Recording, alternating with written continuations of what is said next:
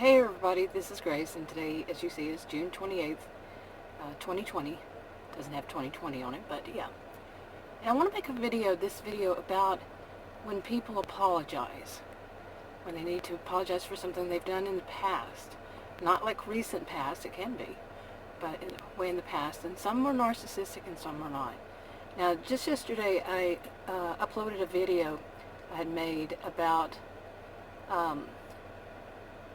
basically about when people need to apologize, but instead they want to show their superiority, so they just, well, I'll link that video at the end of this one. So okay, and it somewhat ties into this, and I'll probably make a video to tie them together. But okay, in this video, like I said, and it's going to be about apologies, and I'm going to give some examples and just my thoughts on it. I'm not saying this is 100% across the board, that it works for everybody, that there's some kind of script or certain way you do it. None of that, because each situation is different, each person is different, each situation is different, and one size is not going to fit all and all that.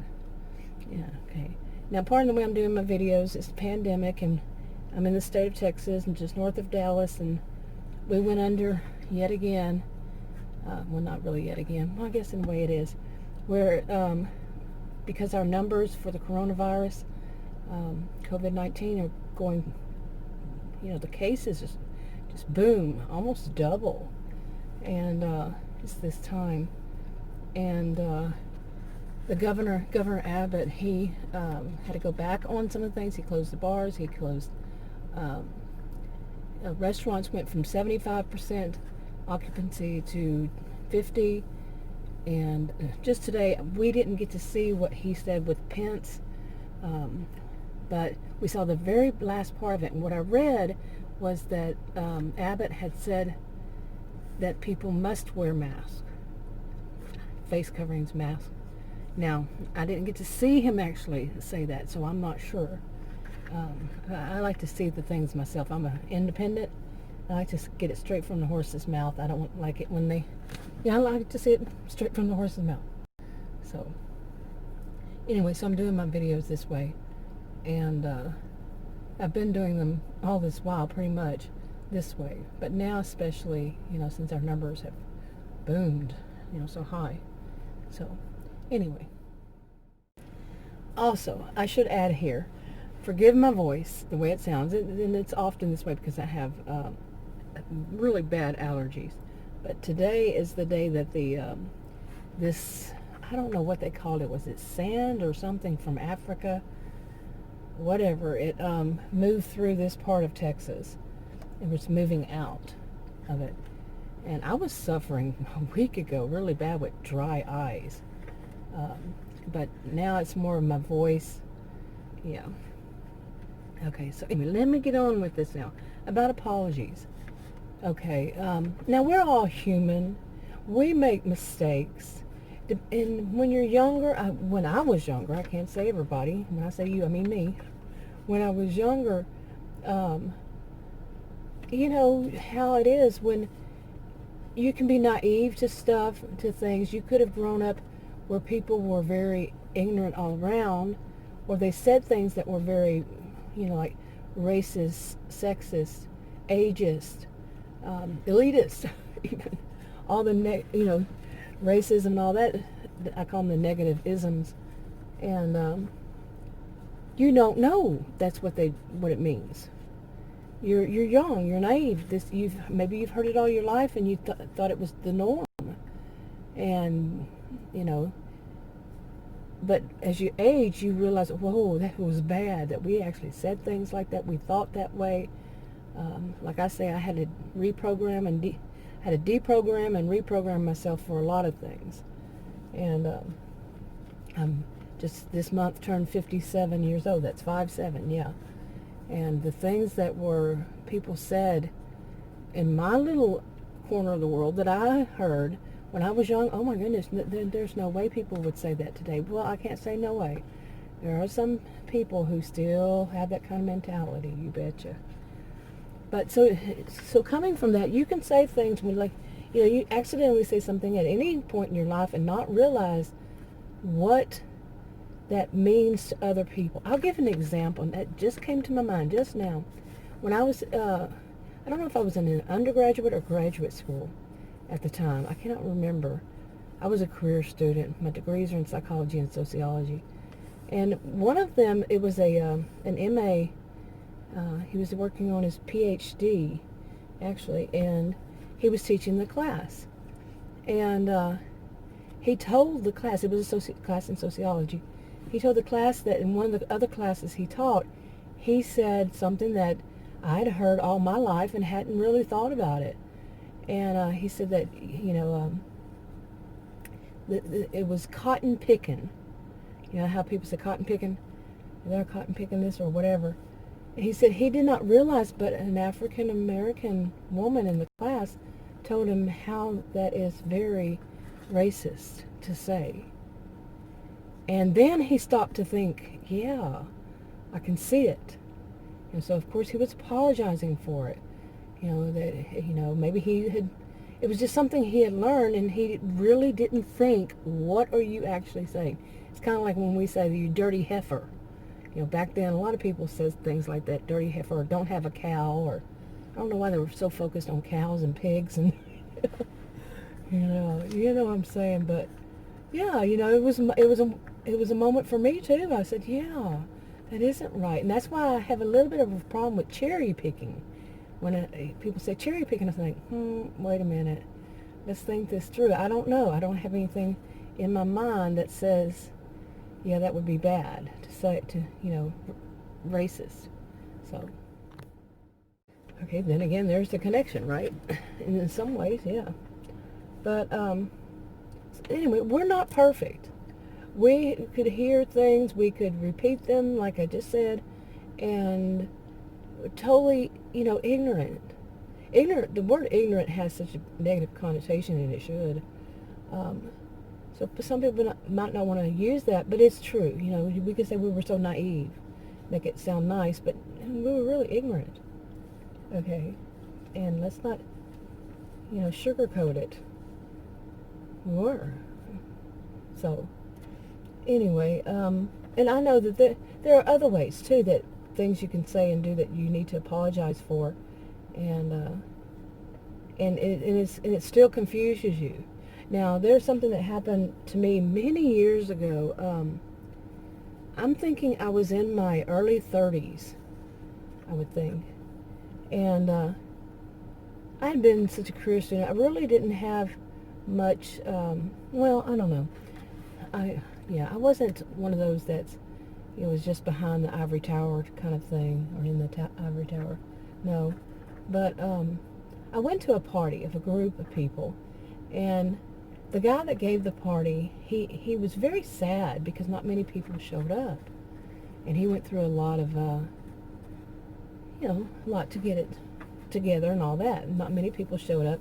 And back then, that group of people, it was a whole long story in itself, but they were kind of a little bit like, they were still in high school, but they were not. They were in their many ages, from 20 and up.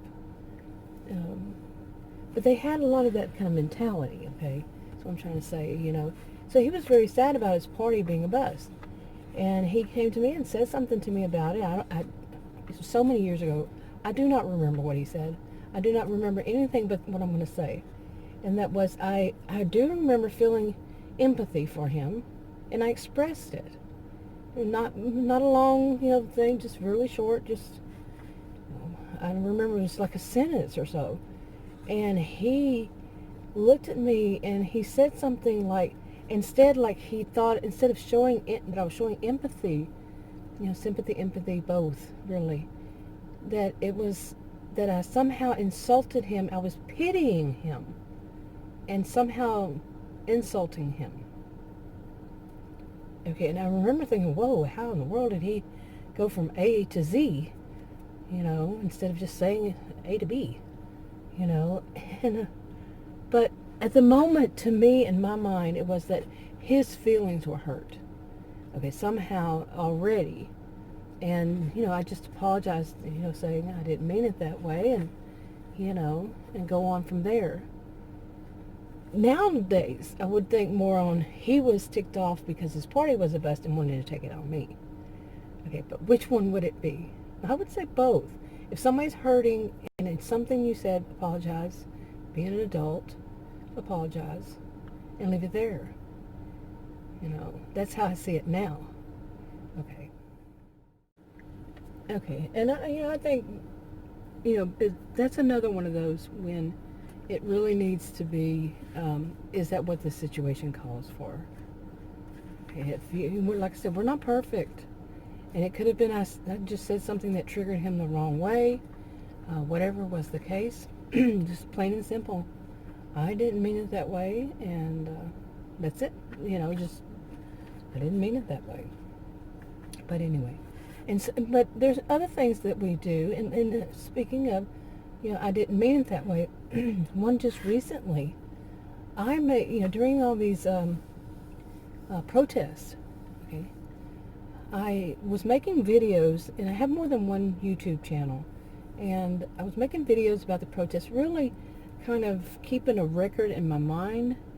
I kept most of them private, okay, and I just, there was so many things, and I was learning so much too, and my master's is in sociology, and like I said, I taught it at college and university, but we've not had this kind of protest that I have been able to see so much of. It was all plastered on TV, and I was watching it. I was binge watching it. Me and Adam both were. We would sit there, whenever he works from home now because of the pandemic.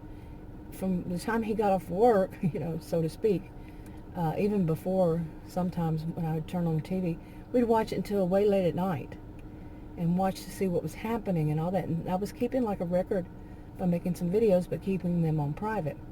But like I said, some of them, I don't know if I actually, I didn't even want to check to see, but I may have made one or two public. And when one of them, I said something that I had no idea, absolutely no idea, that it would become a mantra for those people. I'm going to put it that way. For the people, the most despicable people on the planet, the people who wanted to deny people, the right to protest, the people who, wanted to act as though there's no reason for it. I'm trying to be nice here. These are the most despicable, like I said, people. Of course, people had the right to protest, and they had meaning, and they had reason, and so forth. But anyway, I said something when I was saying it before knowing that it was a mantra for that type. Okay. My meaning to it was more of sympathy and empathy and understanding, and basically cheering them on, and kind of in a way logical. Okay. So my reason for saying it was not going to be like these mantra mentality people. But I was I've said I hope I didn't make it public. So if I did that, I definitely would owe an apology for that. But that kind of thing happens. Your meaning behind what you are saying is a good. It's for good. It's I can feel empathy and sympathy for these people who have had to go through life. Some of them go through life, and being discriminated against. Okay, yeah. Remember, my degrees are in psychology and sociology. I taught at college and university. I'm a sociologist. So I taught against racism, sexism, and so forth, all those negativisms, and then some.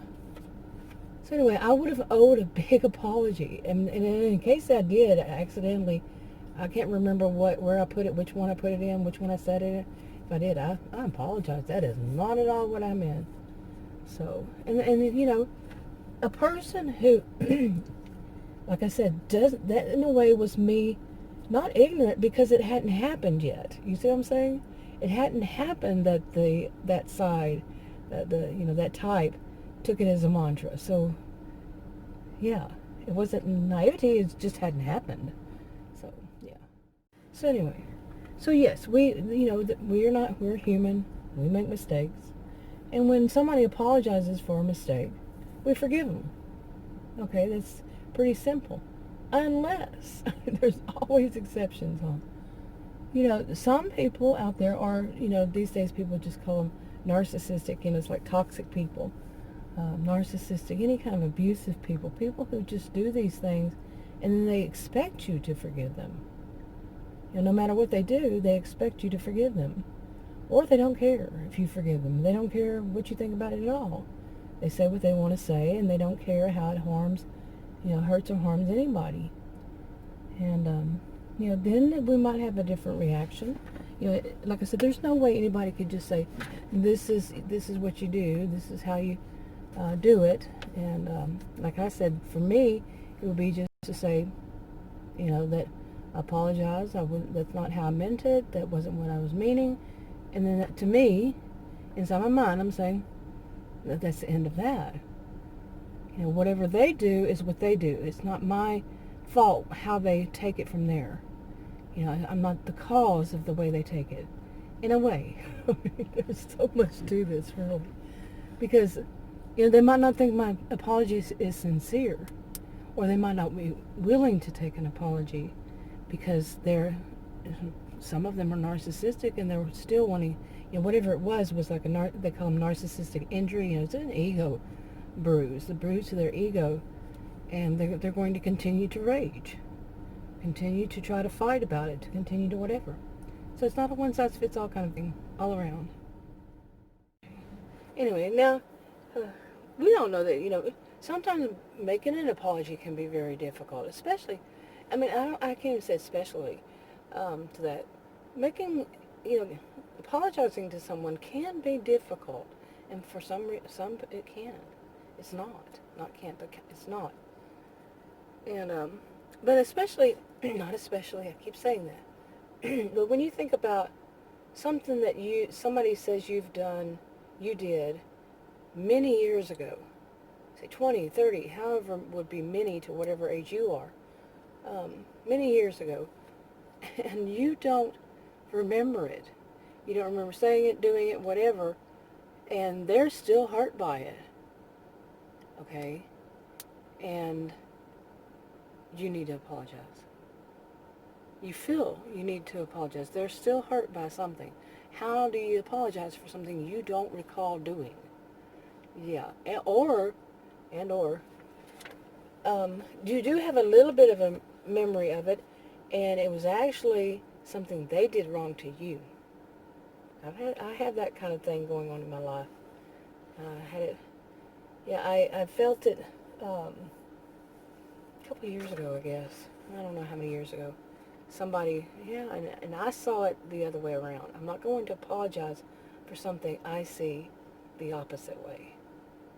And I saw it then the opposite way. So, just a little bit of memory to it. But anyway, now I want to, that's kind of a general thing. Now I want to talk about something more specific, and it's what I've seen online in social media these days, and especially lately. I've seen them over time, but especially lately. And since this is YouTube, I'm going to talk about YouTube, and it's on YouTube. It's about when it seems like a theme of apology videos.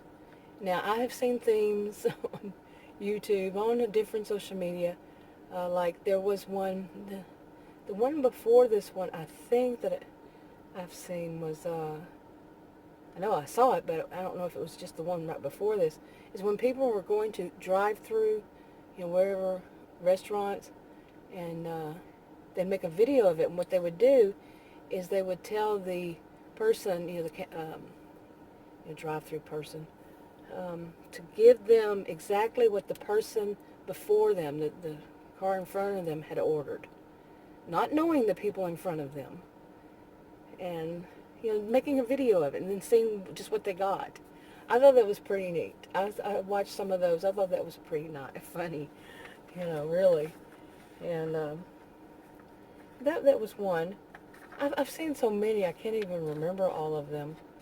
But it's like, it's a trend, something that's trending. The thing to do. People, yeah, they do it. So, like I said, this is something more specific. Well, about,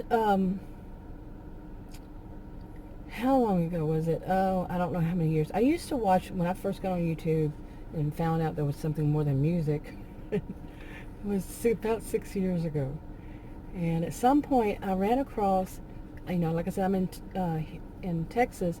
It was a younger Texan woman that, she was close to Houston, and that's a Graveyard Girl. And like I said, she's younger, probably by maybe 20 years. I'm old enough to be her mom. And maybe 20 years, yeah, younger. And I just it just sounded so much like home. I grew up around there myself too. So yeah, it was like listening to, somebody I grew up with practically. That kind of, the voice, the accent and all that. Wasn't so much the accent, it was more of an attitude. So anyway, I liked watching her videos. Not so much, I couldn't relate too much, but what I did like is back then there was also a trend of ASMR videos. And I liked hers. She had, it was also a trend where people were buying me Shopkins. And she was opening those, and just the crinkling sound, yeah, it was calming to me. I would fall asleep watching him. Yeah, I fall asleep watching certain people, their videos, because their voice is somehow calming to me, and I'm out like a light. And then I have to go back and watch the rest of it some other time. But yeah, so I like that. And then, so there were so many things going on then, At some point, Shane Dawson, I hadn't really heard of him. He's, I think, a little bit younger than her, I think he's 31 or 32 soon. Yeah, I would just watch part of his video. Okay. And anyway, there was something about ghosts and stuff, and he went there, and they went into this haunted place or not haunted, but it was a, what is it called? It was a place that sold, like, really old, like she's into, or was, at least then, I don't watch her anymore, but I haven't for a long, long time, but into those really old dolls, and they sold stuff like that, antiques, and then some, I guess.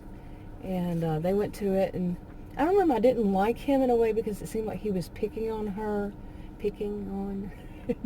Texan, I told you. I don't know that it's not just Texan, but in a way, like, because of something like that. And I felt that way, and I could be wrong. I just felt that way, and I've lived in many places. I was born and raised in Texas, like I said, around the same place where she is, around there. She was, I think. But, yeah. So it's kind of like, when somebody's doing that, they're judging you because of your accent, and they're not even aware that they have one too.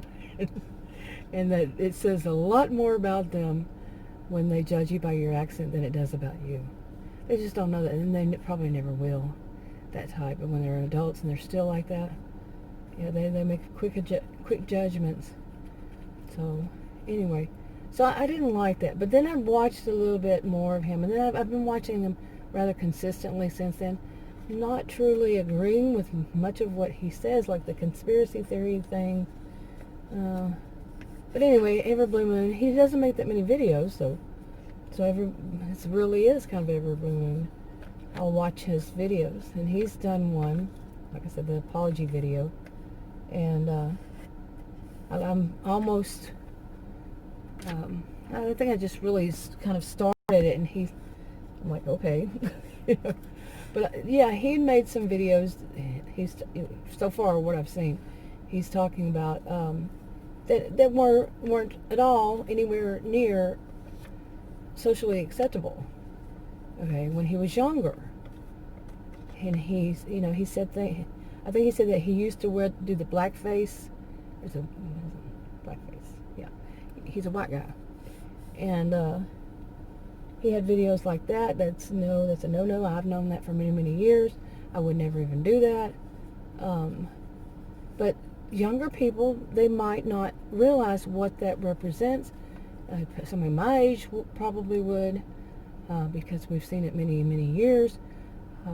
People talking bad about how bad that is for people, and so on and so forth. Why that's a shame. Okay, why you shouldn't do that. And what it represents, and so forth. So he's apologizing for, where I am in watching that video of his. And that's tough, because really, I do agree that as you age, the dumb things you did, the really dumb things you did back then, and you can do dumb things now. I can, like I said, I almost did one. You are a different person. You have grown, but it depends on what it is, too. And some people haven't grown, like the narcissistic people. Some say, oh, they're like 2-year-olds. Well, I wouldn't say they're all like 2-year-olds. No, they're us. It's like, I would say, when abusers, users, not abusers, users of some kind of, have some kind of chemical dependency. Some of them are stuck in the stage when they got addicted to whatever chemical it was. They're stuck in kind of, not 100%, but stuck in that stage. I see that the same way. In a way, it's when I would say in a way that it's when they first were being abused themselves, and they had a different reaction than many people. Many of us who are abused is from childhood on. Whenever we don't go the bad direction, the wrong direction. So anyway, you see what I'm saying. And some people aren't. Some people just will never apologize. Okay. Now you have these kinds of videos, and the video I made yesterday was about when some YouTubers, people who make content creators, will actually badmouth other content creators. And they call them reaction videos. Some of them do. Some call them some say they're doing parodies or whatever. Some of them, like I just said, you kind of like, you're just saying, okay, I see this person's video and this is how I think about it. It's a reaction, but it's not in a negative way. It's not in a really bad way. It's just, okay, this is how I see that.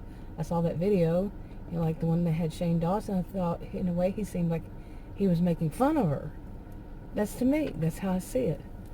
In that video I made, it's when someone does that. So that's what they do. And then they have people who do this, drama channels. They go and they critique people's videos, and that's all that they are. I'm not a drama channel, so I don't do that. And there's a whole genre. And some of them do it to show their superiority. And that's what that video was about. Now, and they'll even critique people who are making apology videos, and they're not in the drama community, but they critique it so they can again show their superiority.